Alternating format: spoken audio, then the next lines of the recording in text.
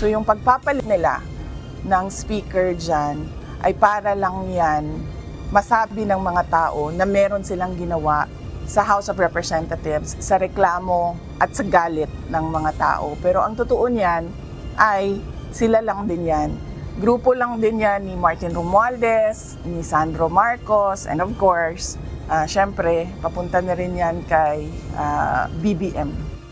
Wala umanong pinagkaiba si House Speaker Faustino Bogie D sa pinalitan nitong si Congressman Martin Romualdez. Ito ang pananaw ni Vice President Sara Duterte sa bagong pinuno ng Kamara.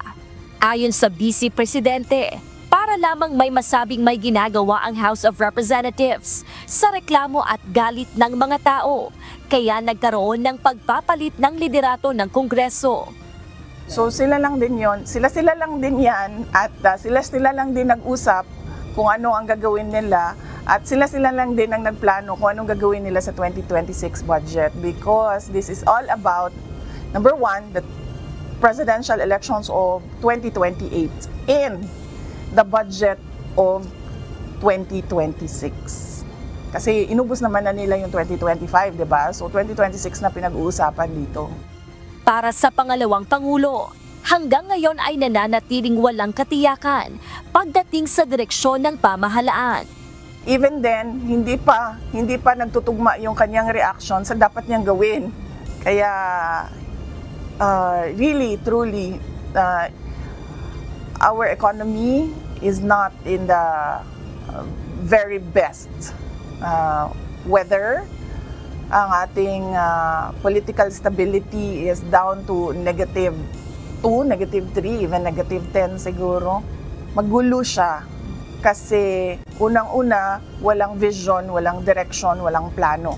Yung nakikita mo, puro sila politika at paninigurado na may pera sa bulsa at yung eleksyon nila sa susunod na darating na eleksyon. Ganon ang makikita mo na ginagawa ng gobyerno. Wala kang nakikita sa gobyerno ngayon na big ticket projects. Bagaman walang mensahe si VP Sara kay former Speaker Martin Romualdez, hindi aniya dapat hinahayaan ng kasalukuyang administrasyon na basta na lamang umalis ng bansa o magbitiw sa pwesto ang mga congressman upang maiwasan ang pananagutan.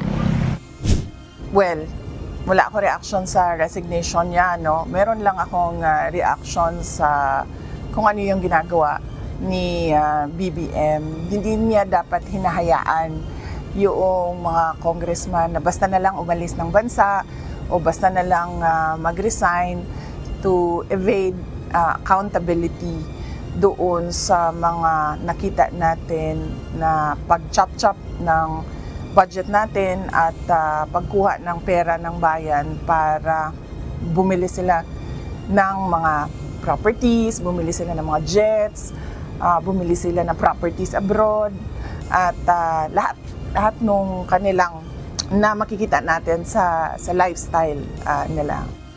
Gladys Tuwabi, UNTV News and Rescue. Diyos ang aming sandigan, serbisyo publiko ang aming pinahahalagahan.